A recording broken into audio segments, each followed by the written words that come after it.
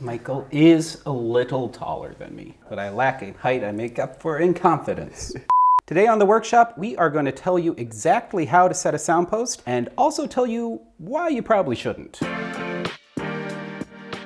Hi everyone, my name's Aaron Johnson and I'm here with Shar Music, and today we're going to be talking about how to set a sound post. We're also going to talk about all of the reasons and all the problems that can happen when you try to do this on your own. So it's going to be a fairly technical conversation, and as a result we have some disclaimers and some tools and some other things to cover before we get started. First, let's cover the tools we're going to need. We are going to need a sound post setter that looks like one of these fellas here. And then we are also going to need a business card, one of these guys. And then in addition, we're going to need the violin that needs the sound post set. Now for our demonstration today, we're going to be using a cello just so it's easier to videotape and easier for you to see what's going on, but all the principles and pitfalls remain the same. Next, let's start with some terminology.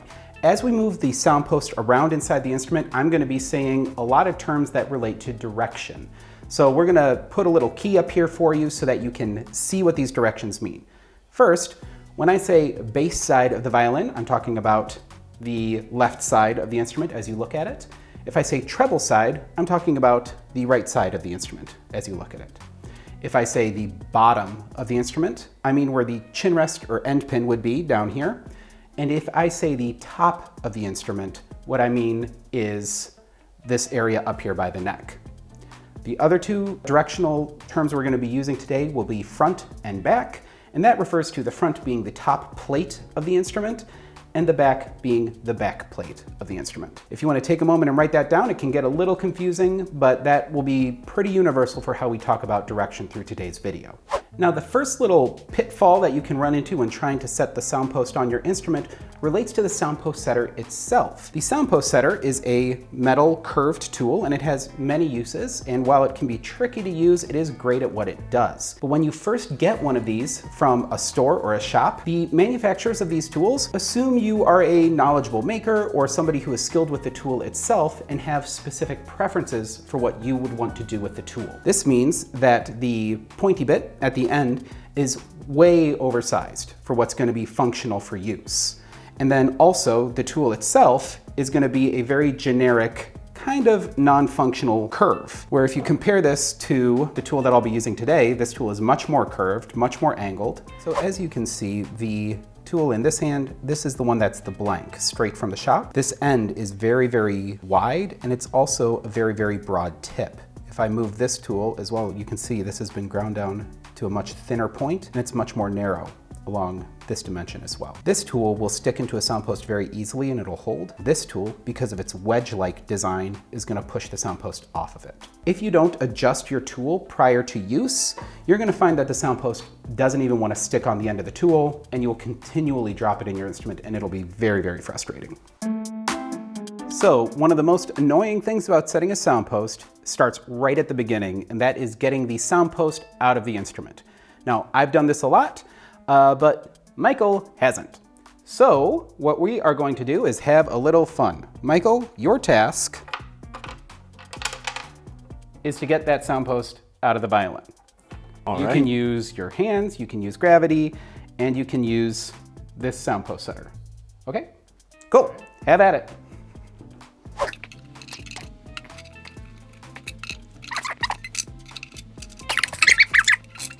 You were really close with that second approach. With this one? Yeah, okay. Really close. A few moments later. Oh! I did it. That was awesome. Sweet. Really good job. Okay, so for those of you who were watching and trying to figure out what was going on, I know that the violin sort of went out of frame for a little bit, but the easiest way to get this sound post out of the instrument is the same way it goes in. Okay.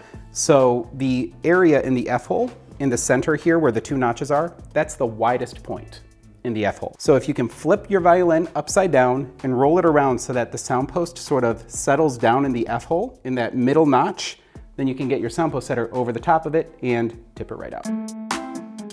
So the first thing you want to do is you want to prep your instrument to make sure that you can get the sound post in there, and when you get the sound post up, that the instrument can be tuned up. So what you'll want to do is you'll want to make sure that the bridge is properly positioned and that the strings are up on it with very, very light string tension. The easiest way to do this, check out our video on how to fix a fallen bridge.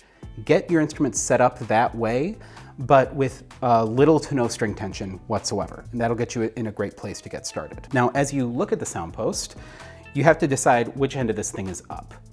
All the sound posts are gonna have a hole in the side of them. This is where the sound post setter gets inserted. And typically this hole is 25% to 33% away from one end of the sound post. It's almost never centered. The end that hole is closest to is the top. Now, if you have a sound post where the hole is in the dead center of it, that's a problem because you have to make sure you put it in the right way. You might be able to look at the contour of the top or the back of the instrument to make an educated guess on matching these angles to see, okay, that's probably the top. But if you can't tell or you're not sure which end of the sound post is the top, take it into a shop. They'll figure it out, they'll get it set up for you. All right, so we have our sound post setter that is prepped. You'll notice this sound post setter also has extra shrink wrap attached to it, all up and down the middle of it. This is so you don't chew up the F-holes. Gotcha. You can absolutely, if you're not paying attention, you're focusing on that sound post in the instrument and you're moving the sound post setter around, you can really grind up the F-holes of your instrument and just completely chew them up. Yeah, that makes sense. Yeah, it's awful. To get the post set, you want to insert the sound post setter at the bottom of that hole in the sound post. The hole in this sound post is gigantic because this is our tester sound post and it's been set a lot. So you set it at the bottom. Okay. And you want to make sure that the sound post setter is exiting the sound post at 90 degrees. Okay. So you want that to be perpendicular. How far do you insert it into the sound post?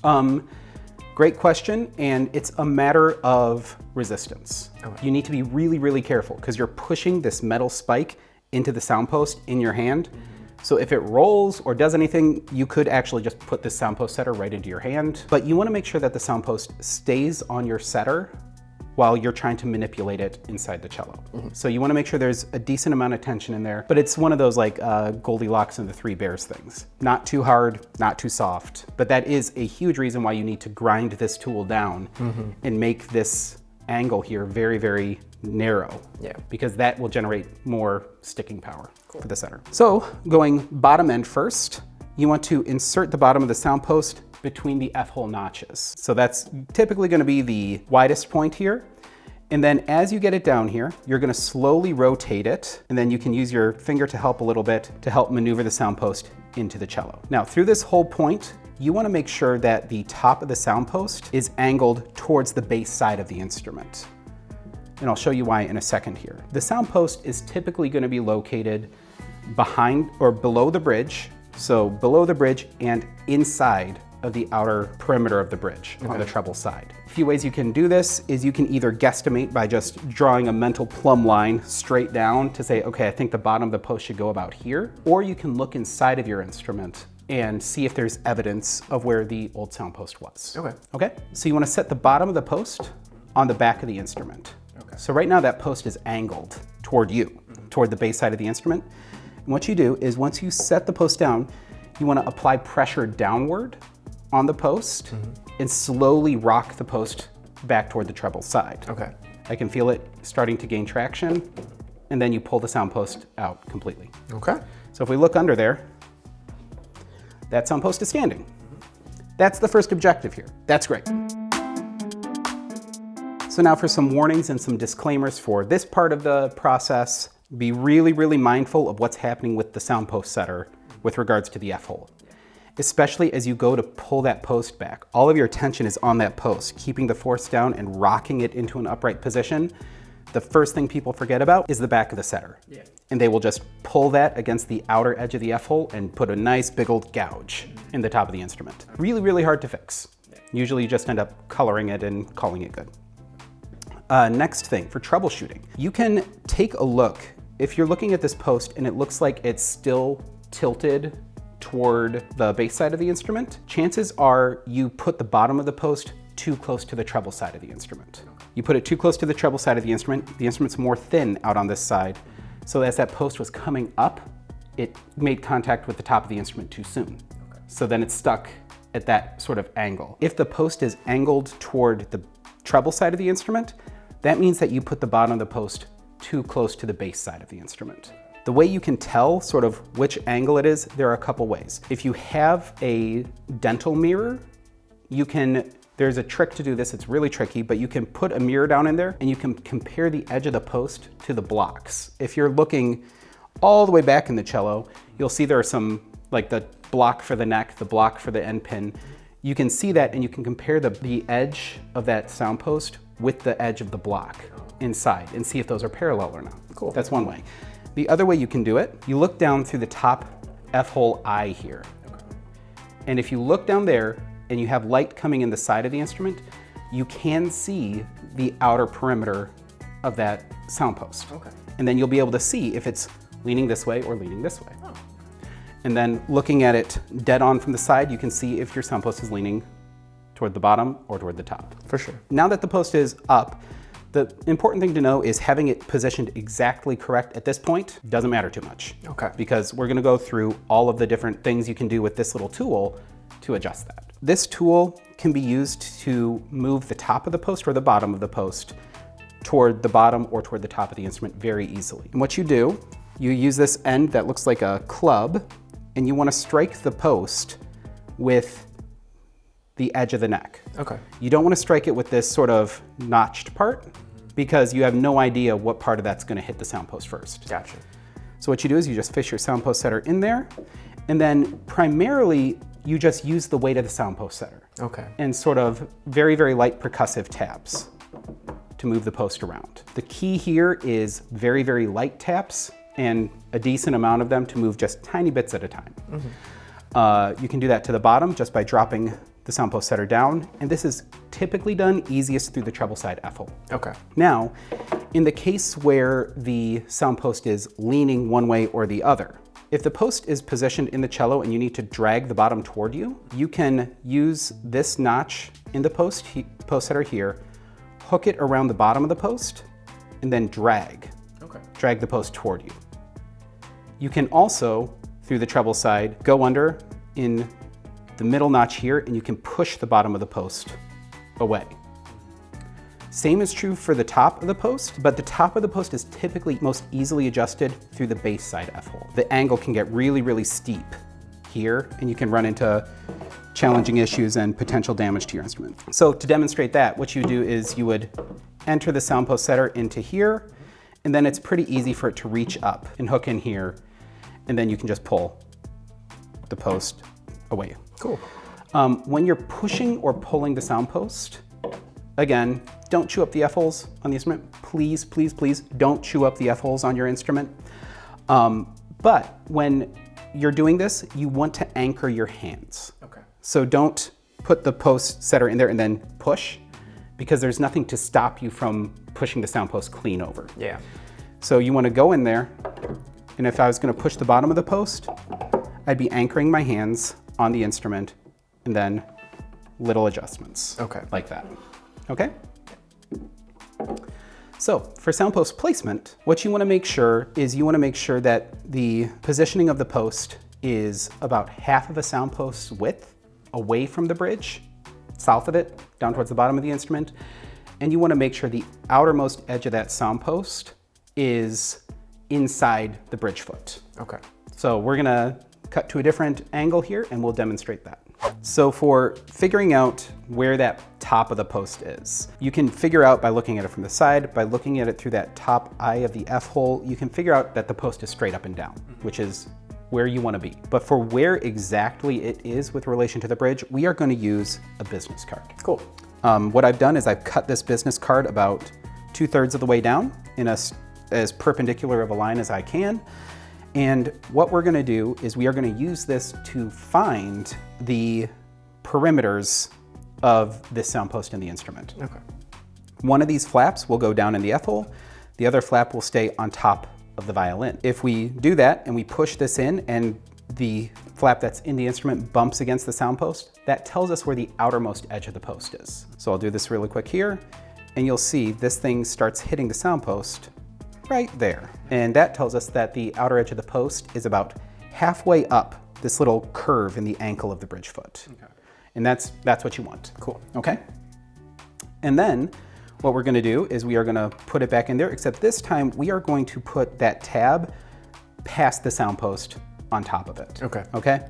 So this is gonna come in here. The easiest way to do this is to take the flap that's on top of the instrument, just put it right up against the bridge. Okay. And then you can push this in.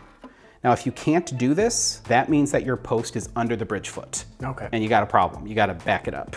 But you do this, and then you can bring the little card down towards the bottom of the instrument, and you can see exactly how far away from the bridge the top of the post is. Cool. All right? And so you want to be looking for about half the width of the sound post for the distance away from the bridge, and then just inside of that bridge foot for the distance inside. Cool. So if you find that you can't actually get the post to where it needs to go, or you feel like you're pulling it really hard, or it's starting to spin inside the instrument, you're probably looking at a situation where the post has a really poor fit. And again, we're looking at one of those Goldilocks and the Three Bears situations where you want the post to be snug, but not tight, and definitely not loose. Because when you hit like the winter months and the strings might pop loose on your instrument, if your post is too loose, that's when it falls over. The strings are compressing the top and the back plate together. And so when those strings pop off, if the post is too loose, it's not tension fit in there anymore, falls over. So as you do this, you can run into some issues where you might just have a post that would never work, in which case you need to take it into a shop, have them fix it. Would that be getting a new post entirely, or does that just depend? Yeah. It depends. So if the post is too short, you can't add material to it. So if the post is too short, you need a new one. If the post is too long, sometimes they can just do a sound post adjustment. That is really dependent on the angles of the post, how close to correct it's fitted, and all of that stuff. Because a skilled luthier is going to be in there with mirrors, making sure that the contour of both ends of that post match the inside contour of your instrument. So that's a whole process to get right. If the sound post won't stand up unless you bring it really far to the treble side, then it's too short. Okay. The instrument is wider in the center and thinner on the outsides. And if the post won't pull all the way to where you need it to go, then it's too long. Gotcha. So as you can see, setting a sound post takes a lot of time, a lot of practice, a lot of patience, and there are many, many things that can go wrong through the entire process, from removing the post to getting your instrument set up properly to get the new post set, to all the dangers and risks of actually damaging the F-holes of your instrument when you go to set it. And none of this even takes into account the dangers that can happen to your instrument if you set the post too tightly. This can cause damage with cracks, top distortion, and a number of other things that are extremely difficult to undo. So you might be asking yourself, why in the world did we show you this? Well, the reason is we always say for a sound post, you want to take your instrument into a shop.